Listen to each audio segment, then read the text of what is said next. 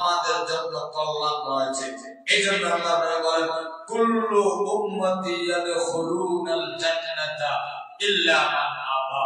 আল্লাহর নবী বলেন কুল্লু উম্মতি ইয়াদখুলুনাল জান্নাহ, আমার প্রত্যেকটা উম্মত জান্নাতে যাবে। প্রত্যেকটা উম্মত কোথায় যাবে ভাই? জান্নাতে যাবে। তাহলে বোঝা গেল সবাই জান্নাতে যাবে, তবে এখানে একটি কথা বলেছেন ইল্লা মান আবা, তবে ওই ব্যক্তি নয় যে আবা অস্বীকৃত, মানে যে আমি নবীকে স্বীকার করলো না, মানে যে আমি নবীর আদর্শ মানলো না, যে আমি নবীর তরিকা অনুযায়ী আমল করলো না, সেই হলো কি আবা। সাহাবায়ে কেরাম আবার জিজ্ঞেস করলেন রাসূলুল্লাহ সাল্লাল্লাহু আলাইহি ওয়াসাল্লাম আবা কারা?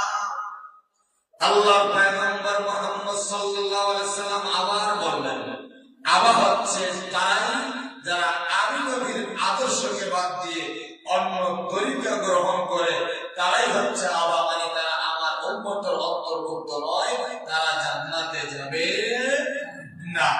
রাসূল কারীম সাল্লাল্লাহু আলাইহি ওয়াসাল্লাম বলেন, হাদিস সহিহ মুসলিম, আল্লাহর নবী মুহাম্মদ সাল্লাল্লাহু আলাইহি ওয়াসাল্লাম বলেন, হাদিস সহিহ বুখারী তাফসীর, আল্লাহর পয়গম্বর বলেন মান আহদাসা ফি আমরিনা হাযা মা লাইসা মিনহু ফাহুয়া রাদ্দুন। আল্লাহর নবী বলেন আমি করি না, আমি রাসূল বলিনি, এমন কোন কিছু কেউ যদি ধর্মের নামে সমাজে চালিয়ে দেয় সে আমার উম্মতের অন্তর্ভুক্ত নয়। রাসূল কারীম সাল্লাল্লাহু আলাইহি ওয়াসাল্লাম বলেন, হাদিস সহিহ বুখারী কিতাবুল মানাকিব, আল্লাহর পয়গম্বর মুহাম্মদ সাল্লাল্লাহু আলাইহি ওয়াসাল্লাম বলেন, এখানে আপনি আবা বোঝেন, আবা মানে কি অস্বীকৃত, আবা মানে কি যাকে আল্লাহ নবী অস্বীকৃত জানিয়েছেন, যাকে আল্লাহ নবী উম্মত বলেন না, তিনি কি আবা। এই বিষয়টা আপনাকে বুঝতে হবে।